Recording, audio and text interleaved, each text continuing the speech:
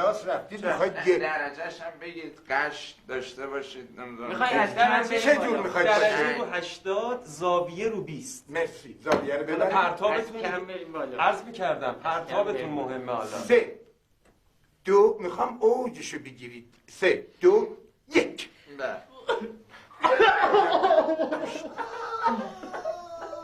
بیا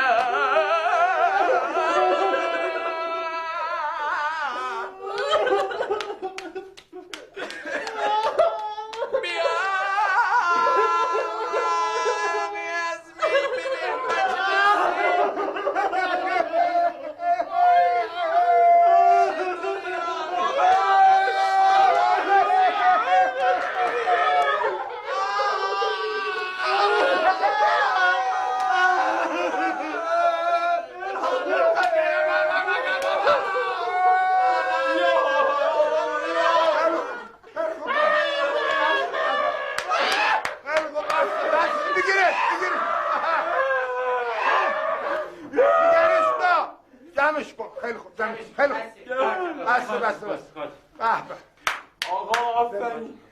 آقا مرحبا. آقای مینو اجازه بدین ما فردا با اینا کار شروع کنیم. اینا آقا مرحبا. آقا آفرین.